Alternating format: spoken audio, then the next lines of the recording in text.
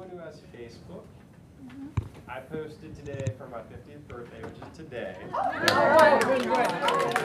asked everyone I know, and I also posted on LinkedIn, to please make a donation to McLean Baptist Church for my birthday. So if any of you guys have LinkedIn or Facebook, if you would share my post, I'd love for whatever I can do to give back to the church. So I got to run, but thank you.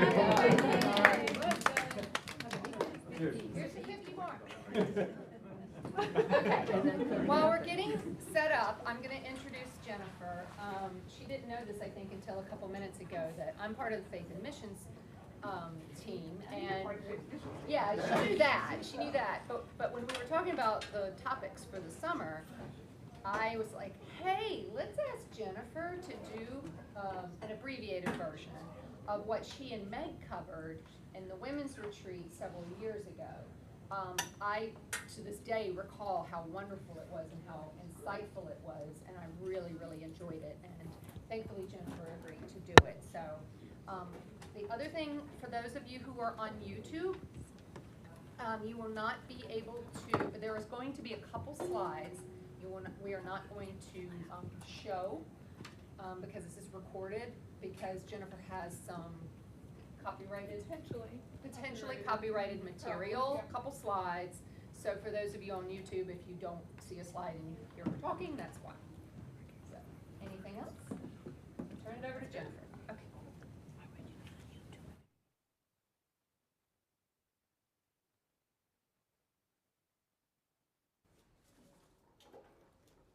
All right, looks like the mic's on. Is it on for y'all? All right. Screen's not up yet. So, all right. Welcome, everyone. For people in the room, there is going to be material on the video screen, on the TV screen. I'll also be talking about it. So, but if you want to see it, there will be stuff on the TV screen to see. So, it's great to see everyone this morning and have such a full group for the summer Sunday school. So I am glad to be here. A lot of what I'm going to be talking on is borrowing a scholarship from a New Testament scholar on the scene. So she's got some very exciting scholarship around Mary Magdalene and who she was. That would be helpful. So.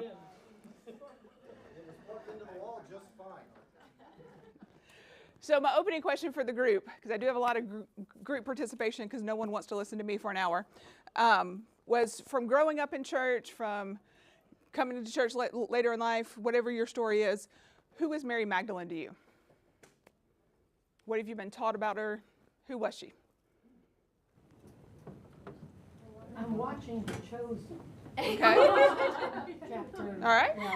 Yeah. Session, I guess, fifth year or whatever. She's coming along real well. Mm-hmm. Okay, that's good to hear. It's good to hear. Well, I can say what I learned as a child, and now what I learned as an adult. Mm-hmm. As a child, she was a prostitute. Saved. Well, I'm going to call her an apostle. That's more probably leaning into my adult years, where I don't believe she was a prostitute. I believe Jesus loved her. And potentially loved her in a way that a man loves a woman and leave them that way. Potentially. And I know that's a little controversial, but yeah, there are certainly people who advocate that Mary Magdalene was the wife of Jesus. So that is a theory out there. I was taught, and just from whenever, I can't remember even who taught it, but that she was the one who washed Jesus' feet with her perfume and wiped it with her hair. Yeah. But also that she was a prostitute, which I no longer believe either, but that's growing up. Yeah. Yeah, I don't have a slide on it. The prostitute myth was made up whole cloth by Pope Gregory in the late 500s. He pulled together a couple of stories of unnamed women who were, all we know about them is that they were a prostitute.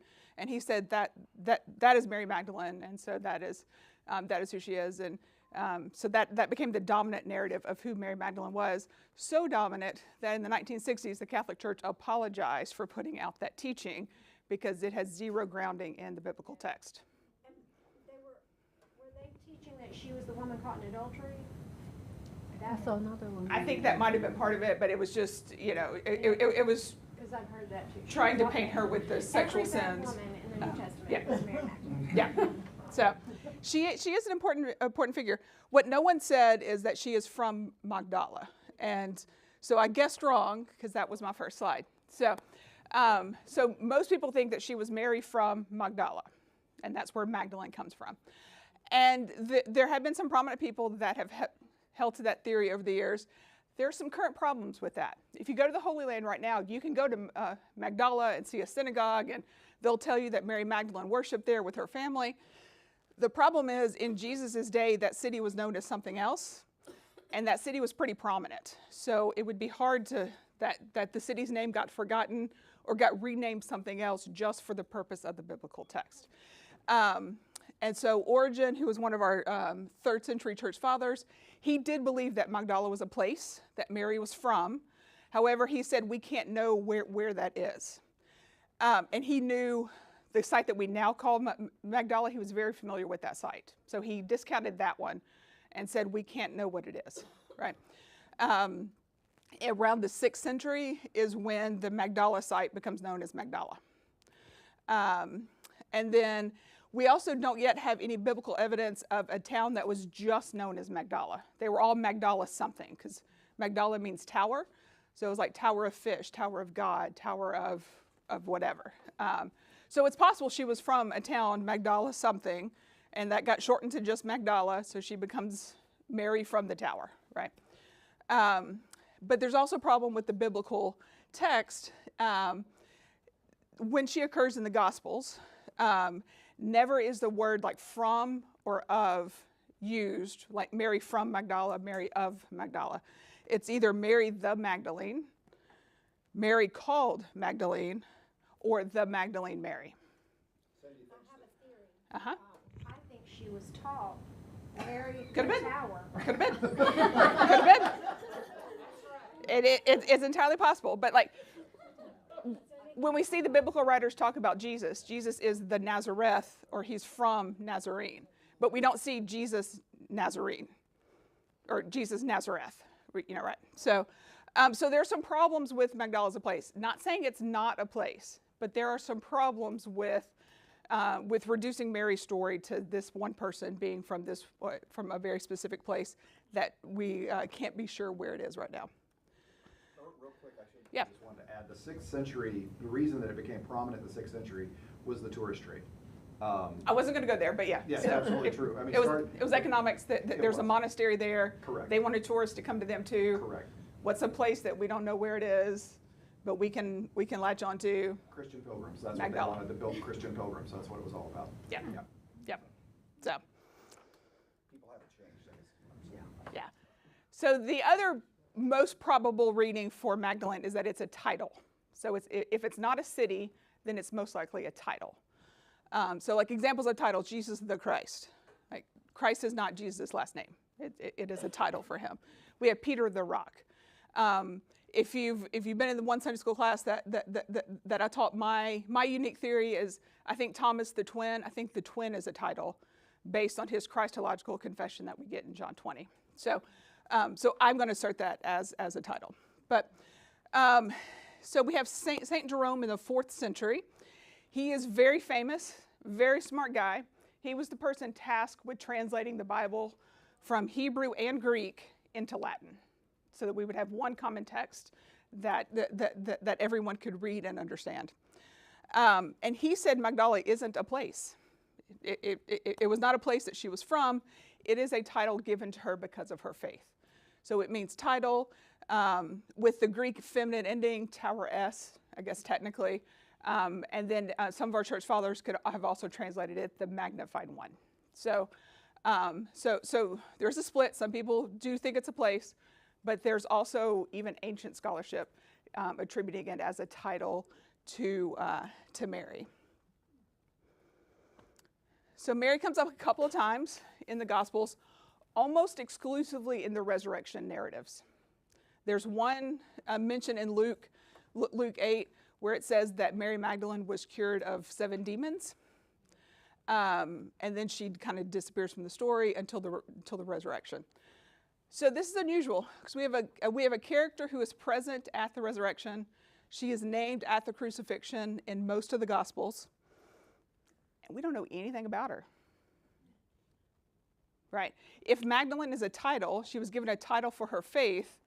The only thing we know is that she was a witness at the crucifixion, at the resurrection. She was not the only woman at the crucifixion, right? There were other women there. So why would she be given this title, Tower of Faith or Magnified One? Right? It's most of the people that show up this many times at important events, we know a little bit more about them. You know, there's the appearance to the disciples at the road to Emmaus. Well, they don't appear in another gospel, so it's just that one story.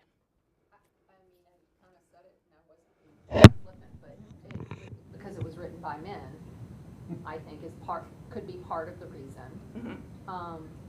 And then after she became an apostle, she was out talking about Jesus. Mm-hmm. They just don't. I don't think they talk about her like they do the others. Mm-hmm. But you know, it's not like she just went and holed up somewhere after, mm-hmm. the resurrection and everything. Yeah, church history teaches us that she went to Rome to be an apostle, and then ends up in Turkey towards the end of her life. And so, but if you can imagine, Rome it's a power seat, right? And so that's also where Peter and other male disciples are operating. And we know from some of Paul's letters that people who were converted by an apostle held a real close identity to that apostle. And so we see Paul addressing some fights between, you know, the disciples of this apostle and the disciples of this other apostle. So it is entirely possible that there were Mary Magdalene disciples in Rome who were repeating what she had taught them. And it was threatening disciples of some of the other apostles. And I forgot what my next slide was. All right. So what if there's more to the story than just her being a witness at the resurrection and just being the first person to be able to proclaim the gospel? I mean, if you also think about it, that's an awesome responsibility that Jesus gave to Mary Magdalene, this person we know nothing about who doesn't appear in any of the Gospels. We know no backstory, but he trusts her to be the first proclaimer. Or in Luke's Gospel, the angel trusts her to be the first proclaimer, right? So the theory is, and dating back as far as we have recorded recollections, the church thought Mary Magdalene, or many in the church thought that Mary Magdalene was Mary of Bethany. So who recalls where the Mary of Bethany, where she comes in? Sister of Martha and Lazarus. Yep. John 11, the story of Lazarus' resurrection. Lazarus was from Bethany, and our text tells us that he had two sisters, Mary and Martha. How did that get started? How did that? Just the oldest references we have, many of them say that Mary of Bethany is thought to be Mary Magdalene. The sister of Martha? Sister of Martha. Yeah. Well, then she's in the gospel a lot more if you take that theory. She is. Yeah. She's just not called Magdalene. So that's what we're trying to explore. Is there more to Mary Magdalene's story than just the handful of references at the very end of the Gospels, right? So, all right. So now, from this point forward, I'm going to be presenting a scholarship of a New Testament scholar. She's got her PhD recently. She was drawn to seminary and PhD work because of Mary Magdalene. Mary Magdalene took a hold of her imagination, and she wanted to learn more and went deeper, and it kept requiring new degrees. So she got 2 masters, then she got a PhD, and now she's teaching. And so she certainly ended up in a good path for her. But her name is Elizabeth Schrader Polchek. So she got married a couple of years ago. And so a lot of the scholarship I'm going to be presenting is from that. And she has taught online several times. So for our folks online, I apologize, but there's going to be some slides that we can't show because I have borrowed with a purpose some of her slides that she has used.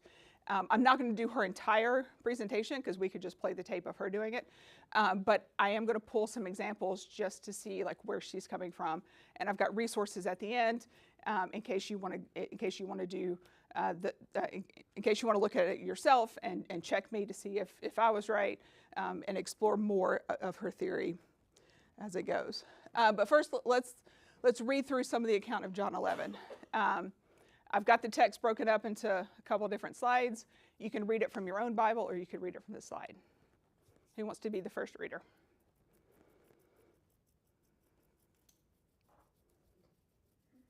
Come on, friends. Thanks, Michelle. John 11, 1 through 5. A certain man, Lazarus, was ill. He was from Bethany, the village of Mary and her sister Martha. This was the Mary who anointed the Lord with fragrant oil and wiped his feet with her hair. Her brother Lazarus was ill. So the sisters sent word to Jesus, saying, Lord, the one whom you love is ill. When he heard this, Jesus said, this illness isn't fatal. It's for the glory of God, so that God's Son can be glorified through it. Jesus loved Martha, her sister, and Lazarus. Right. So does anything jump out about these first 5 verses?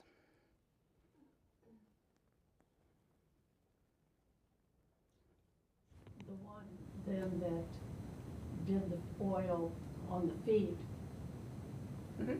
if it was Martha's sister, how does that tie with Mary Magdalene? I thought somebody said that.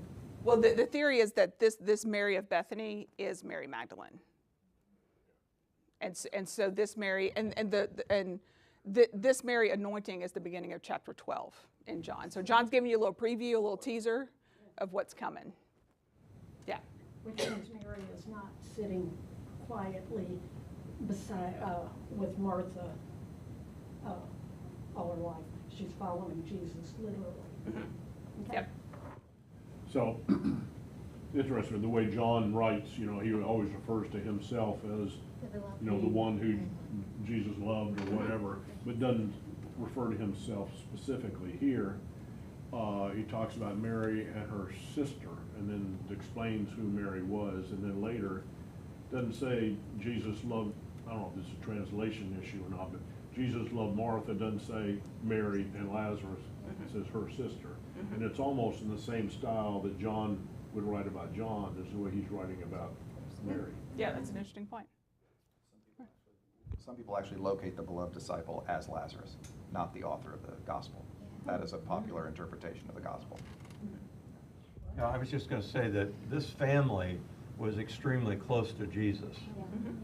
And so the fact that he helped to save Lazarus' life and is referred to later, this family was like a community of support for Jesus. Mm-hmm. Absolutely. It also makes sense because if Mary Magdalene is this Mary, that she has already witnessed a resurrection of her brother, and then she is the one that is the first to be charged to tell about the resurrection of Jesus.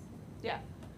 Yeah, grammatically, there are also some odd things that are happening. So we have Lazarus is ill. He's from Bethany, the village of Mary. So why would that not be the village of Lazarus? Because this is a patriarchal society. The male is always, the connection point, the focal point. So the village of Mary and her sister. Well, shouldn't we be back at Lazarus, Mary of the village of Mary and his sister? Like why are they being put in relation to each other instead of relation to Lazarus?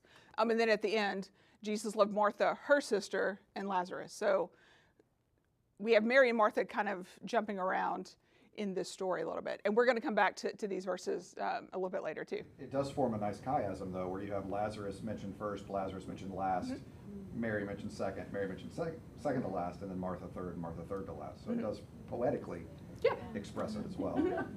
Yeah.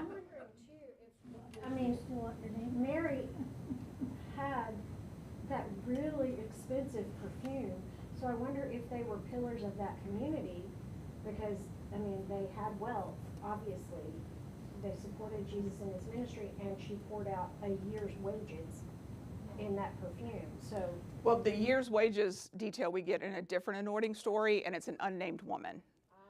So that could be the same anointing, or it could have been another anointing. But yes, she does in John 12. She does an anointing.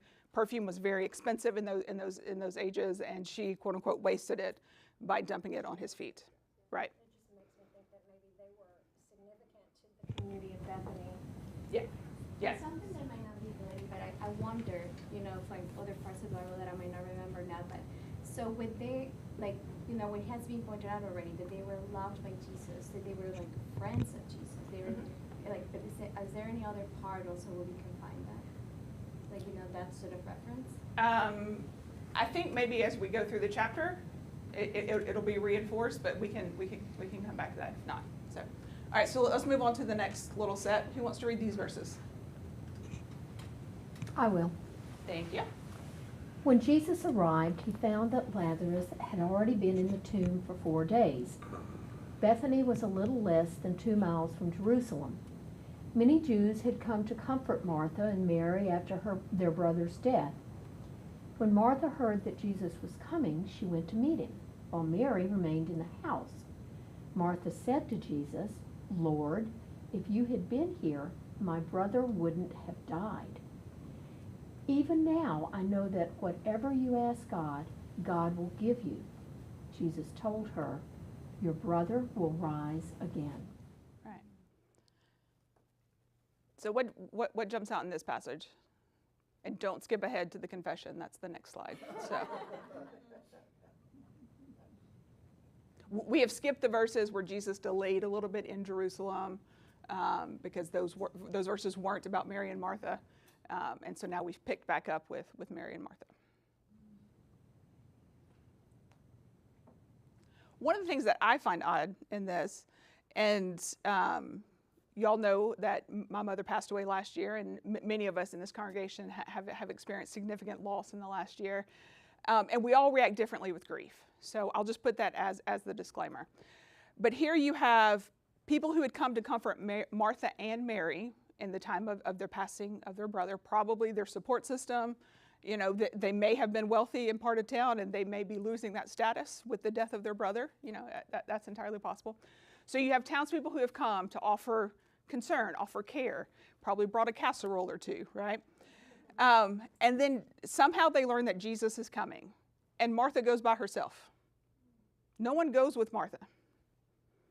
So she leaves, and so Mary stays, and presumably the people are still there at the house. So we'll start to see throughout this chapter, we rarely see Mary and Martha together. They're often separated and many times alone. Or that was an overstatement. They're often separated, right? So I just find that odd that you have a culture that townspeople have come out in droves, and they let this sister go off to meet Jesus, the teacher who performs miracles. He could draw 5,000 people by the rumor that he was going to show up somewhere. But for some reason, no one decided to leave the house with Mary, and they stayed with Mary and said, "Oh, Martha can go talk to the teacher by herself. That's fine." None of us are interested in what the teacher may say to Martha. Can you validate that, though, that she went alone? How do we know for sure she went alone? I mean, maybe somebody did go with her, and they just didn't write it. Could be. It's not in the text. So we have to assume. It's not Mary, Yeah. is the big point here. Or Martha told the story later. Well, Or Martha took good the for story. Martha. Martha's But Mary's- the other part of the gospel that we have when he comes to visit, right, like with his disciples, like we have that Mary and Martha, who are sisters, have very different personalities, or like the way, remember, because Martha was like the one who was like preparing everything. And Mary Yeah, I would was encourage you listening. not to compare the stories too closely, because that Mary and Martha, we don't know where they live. It's not necessarily Bethany. There's no brother in the story. Yeah. That's where we're headed with this. Because like in that story, just to deviate a little bit, you have Luke's gospel telling the story of these two sisters from an unnamed town. If they were the sisters of Lazarus, Lazarus was raised from the dead. Lazarus' name was known, right? That seems like a detail Luke would have included. Now, there could have been reasons why he didn't, but they are not named as Lazarus' sister in that short story. Right. All right. So the big one. This is our Christological confession. Who wants to read it? This is the shortest section of verses, if that helps. John 11:24-27. Martha replied, I know that he will rise in the resurrection of the last day. Jesus said to her, I am the resurrection and the life. Whoever believes in me will live, even though they die. Everyone who believes in me will never die. Do you believe this? She replied, Yes, Lord. I believe that you are the Christ, God's Son, the one who's coming into the world. Yeah. So this is one of the culminating parts of John's gospel. This is a very significant moment. This is something he wants you to key in on. Most of us are familiar with the I am the resurrection and the life, and we could quote that. A lot of us probably could. Most people forget who Jesus is talking to when he says that very important statement. Because Martha is a forgettable character. We don't know anything about her. My feelings are hurt. I am sorry. So, Some Marthas are more forgettable than others. that's right. And so then we get to the Christological confession, right? Yes, yes, Lord, I believe you are the Christ, God's Son, the one who is coming into the world, right? That's a really big deal. That's a lot of big words to put in the mouth of a woman in the first century, right? If you were going to give someone a title, Tower of Faith, that seems like a pretty good statement to base Tower of Faith on. What's the problem with that? We don't have Martha Magdalene, right? We have Mary Magdalene. So again, where does Mary get Tower of Faith when it's her sister who is making the confession? All right. Next set of verses. Who wants to read them? Story continues. I'll read it. Thank you, John. After she said this, she went and spoke privately to her sister Mary. The teacher is here, and he's calling for you. When Mary heard this, she got up quickly and went to Jesus. He hadn't entered the village, but was still in the place where Martha had met him. When the Jews who were comforting Mary in the house saw her get up quickly and leave, they followed her. They assumed she was going to mourn at the tomb.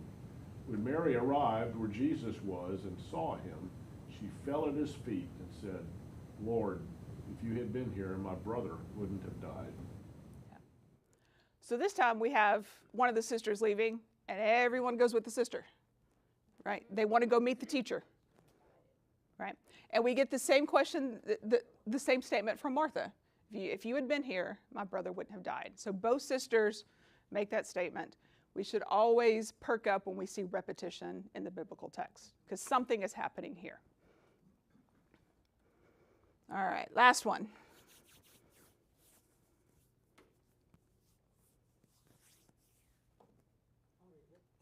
Thank you. Jesus was deeply disturbed again when he came to the tomb.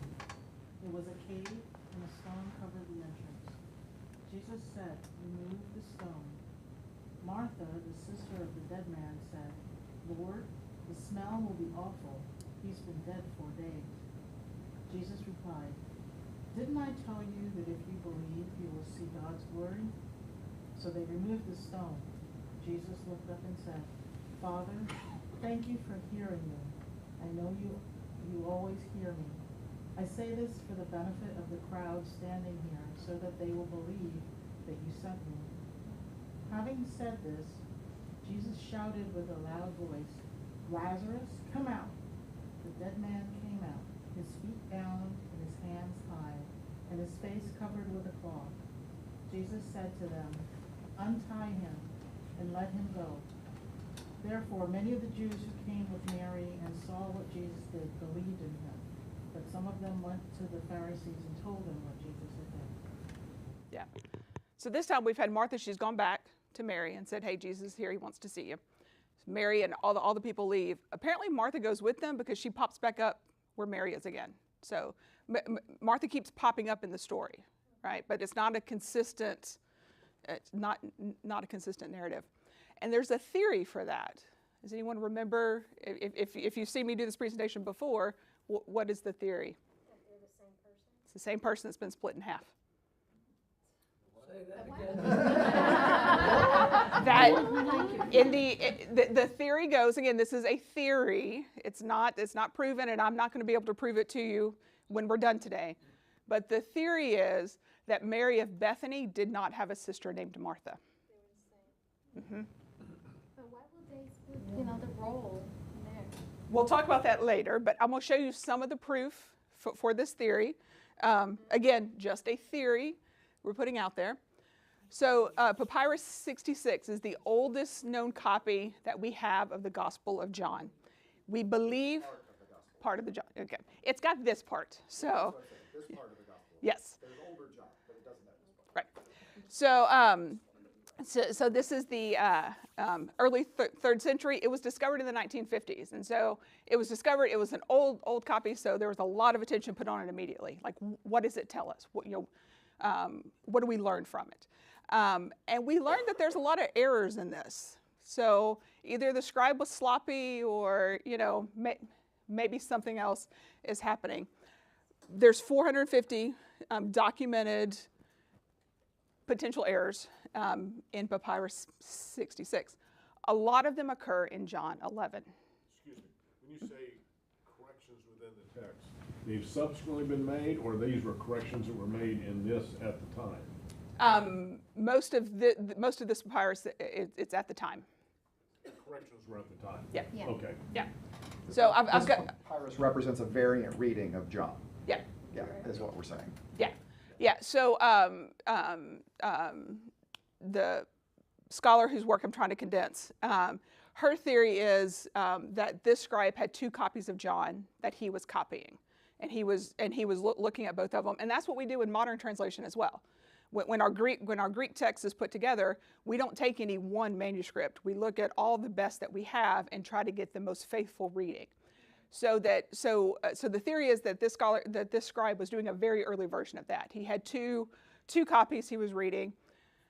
One is just Mary of Bethany, and one has this other character of Martha, and he's trying to figure out how to fit them together. So that's the theory, and I want to show you some of the evidence of it. You see some of the two arrows there are some of the corrections. So at the top line, that you can take my word for it, or some of y'all have much better language skills than I do, but that says Mary and Martha, right?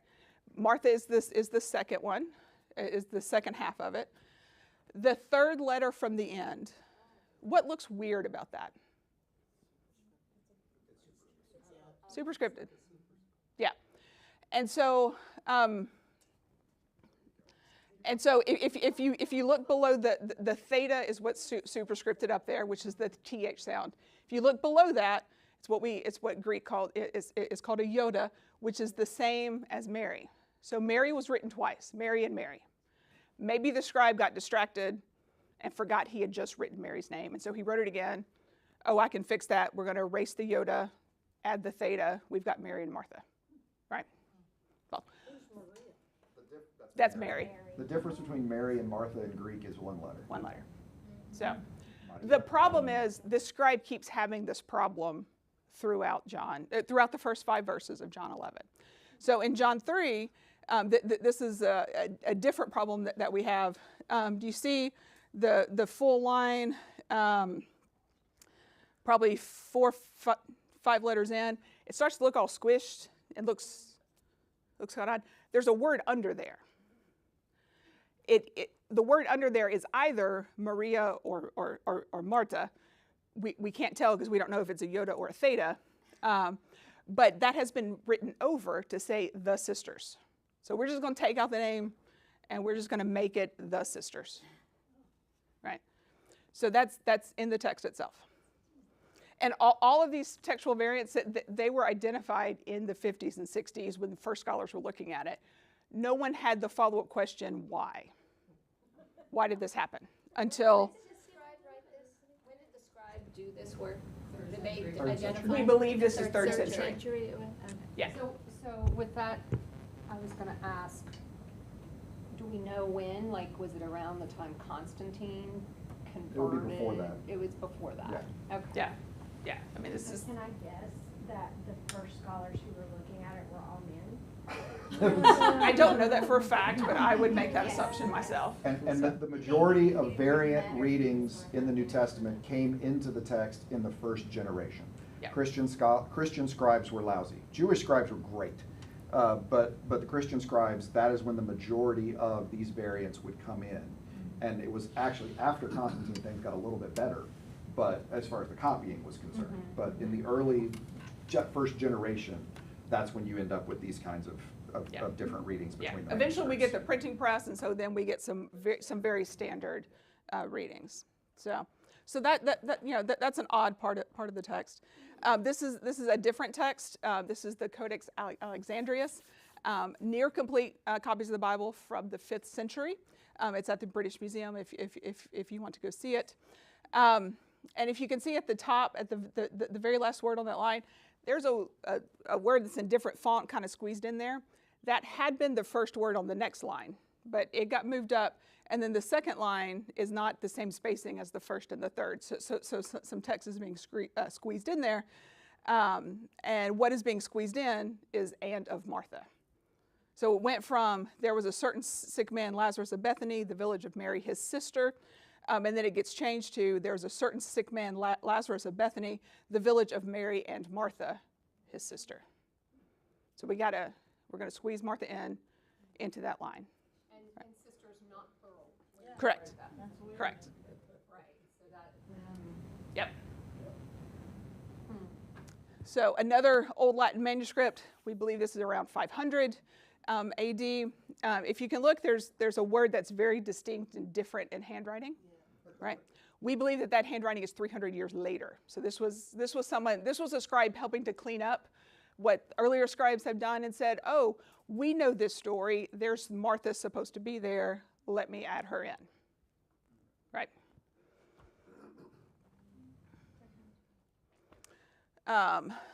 The Codex Colbertinus, 11th and 12th century manuscripts. This is the entire New Testament and an apocryphal letter. So it's a pretty early thing for us. And this one for John 11:5, Jesus loved Lazarus and his sister. Doesn't tell us who the sister is, but one sister. First and is that meant to be 11? 11th and 11th. 12th. Oh, sorry. Okay. My bad. So No, yeah. good. The one. Yep. Yep. There we go. See, I had it right somewhere. So, and this is an example in Latin of Maria being changed to Martha. So you see the H is added up there. So they took the letter, that would be the I, they just added the capital to it to make it the T, and then, we got to slip the H in there. So it was added to the top. So this is in John 11:20, where that scribe has changed Maria to Martha. Right?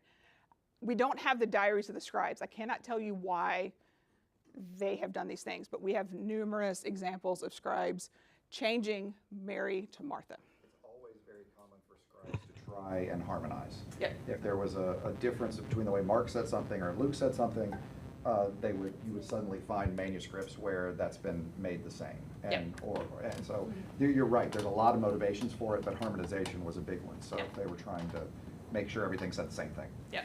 And we didn't read this for John 12, but in our copy of John 12, in the English translation, it says Martha served the dinner. In this Greek manuscript from the 12th century, it says Mary served the dinner. Anna?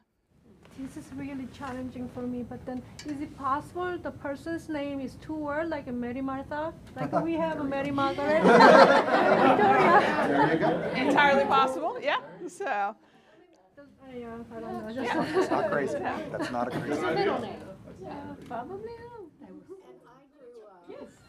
I grew up as Martin, M-A-R-T-Y, M-A-R-Y with the T in the middle.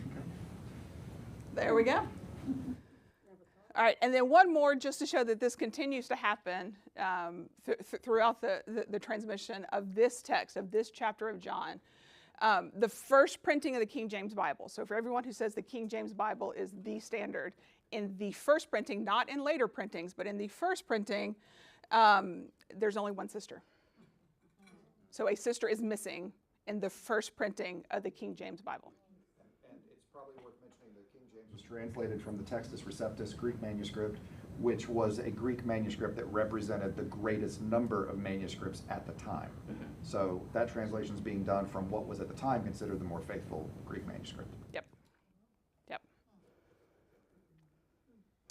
So the scholar who's working on this, she has looked at 280 manuscripts of John chapter 11 specifically, right? And of the ones that she has looked at, 1 in 5 Greek texts has a problem with Mary and Martha. There's some issue with those names. 1 in 3 Old Latin texts have this same problem. Now, if we pull the Luke story of Mary and Martha, we don't have this problem. So it's not that there were 2 women with very similar names and the scribes just didn't know how to handle that, because they did it perfectly fine in the Luke story. But when it comes to the John story, they can't seem to work it out, and they can't seem to have 2 women with similar names. Right? So it appears that something is happening in John 11 that doesn't happen in the Luke story. Well, John was more of a big picture writer, wasn't he? Maybe. But still, the scribes are copying versions. And so maybe John had this problem and he was the one who had all kind of stuff in the margins that people were then copying. But the scribes that are trying to pass this down are trying to reconcile a Mary and Martha that doesn't appear to be original to the text. But John changed things around anyway. He did. John was very provocative. Yeah. Yes. Yeah. He wanted to get a point across and didn't Right. really seem to. Right. But the manuscripts, the scribes are the problem here. Yeah. Not John. There's something about these names in this chapter. This is not a problem that permeates throughout all of John. Whenever there's a list of the male disciples, we don't see this happening of, oh, we left out a disciple, let me put him in the margins, right? So this is unique to John 11. So we can reconstruct John 11 by taking the readings that is not taken, and we can put together a different reading of John 11, 1 through 5. So would anyone like to read this? All right, I'll do it. Okay, go for it. There was a certain sick man, Lazarus of Bethany, the village of Mary, his sister. I'm not saying that. Now this was the Mary who anointed the Lord with ointment and wiped his feet with her hair, whose brother Lazarus was sick. Therefore Mary sent to him, saying, Lord, behold, the one you love is sick. But when Jesus heard, he said to her, the sickness is not unto death, but for the glory of God, so that the Son may be glorified through it. Now Jesus loved Lazarus and his sister. So there's lots of people who theorize, well, the Bible may have said this. The Bible may have said that, but they have 0 manuscript evidence to back it up, right? These are manuscripts that we rely on for other purposes, but these readings we don't take because we take the alternate reading. So there is manuscript evidence for this potentially being the actual reading of John 11, 1 through 5. So just, how does, we need up in 5, then there's the follow-on point, she went by herself here, right? But then there's a follow-on point where everyone was following her. That would be consistent then with it being just one sister. Yeah. And the sister is grieving and she's going out to meet the teacher, so let's go with the sister. It would also explain why they both use exactly the same wording in the expression to Jesus. This was therefore Mary sent to him, not that anybody actually went to meet him. Well, that was when Jesus wasn't in town. Yeah, that was, Right, you're right. Lord, come help us. Text me when you're ready. All right, a few more slides to get through. So why might the scribes have split Mary, right? So if this theory is correct, if Mary of Bethany is Mary Magdalene, then in John's gospel she is potentially 3 people. So she is Mary of Bethany, she is Martha of Bethany, and then she is Mary Magdalene in John 20, right? So if Martha is not in John 11 and everything is Mary of Bethany, then Mary becomes a central figure in the Gospel of John. It is Jesus loved Mary. She would be the one who makes the Christological confession. I believe that you are the Messiah, the Son of God, the one who is coming into the world. She is the one who anoints Jesus. She is the first Christ follower to come to the tomb and she is the first person to see the resurrected Christ and to be commissioned to go out and spread the gospel. That's a powerful person in the Gospel of John. A tower of faith, right? So, and we can also parallel the resurrection stories. So, in both of them, we have preparation for burial. This one, it's in John 12 when Mary anoints Jesus, and then in the resurrection scene when she is coming. In John 12 when she is criticized for having wasted this perfume on the teacher, he says, basically, back off, guys. She's preparing me for my death. Yeah. So John's already signaling that Mary is important for the burial of Jesus. We have weeping in both stories. Someone has died. That makes sense. Where have you put him as a question? Kind of a specific thing that appears in both stories. In the Lazarus story, Jesus asked the question. In the resurrection story, Mary asked the question. Both of them have a tomb. Both of them have a stone that gets rolled away. Both of them have a handkerchief, and this is a weird word that doesn't show up often in the New Testament because it's borrowed from Latin, and that word appears in both of the resurrection scenes. So someone in the first century who has read this multiple times is probably going to start to pick up on some of these parallels. So that would only raise Mary's profile. Also, we don't want to gloss over the fact of how important John 11 is in the Gospel of John. Yeah. That is the seventh and the last sign. That is the moment that really precipitates the need to crucify him by the religious leaders. Yeah. So I mean that is a pinnacle moment. It's not just another miracle like we get a healing miracle elsewhere.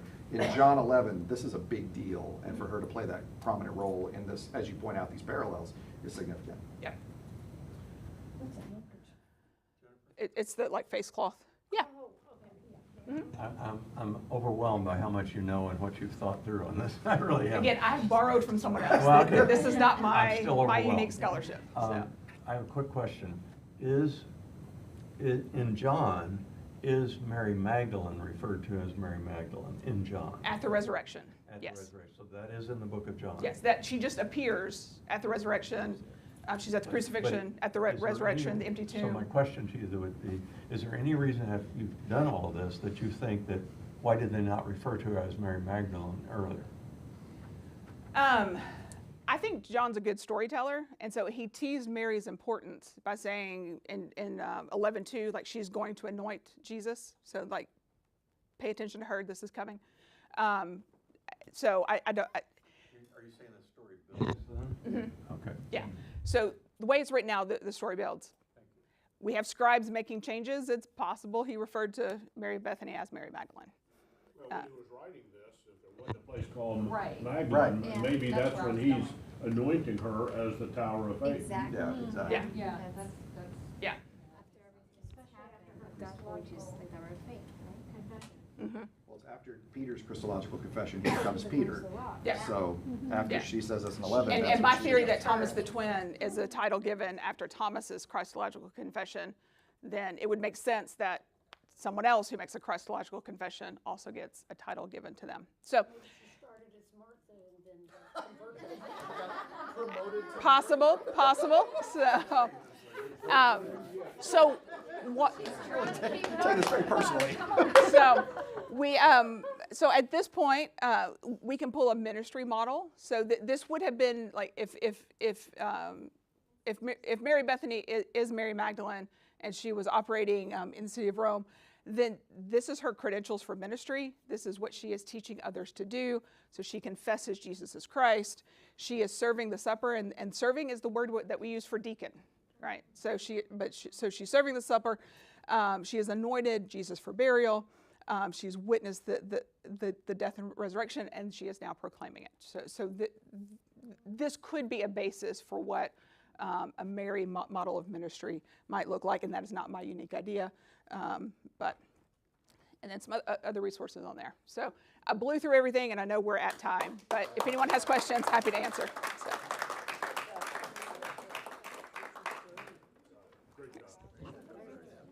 So for those of you women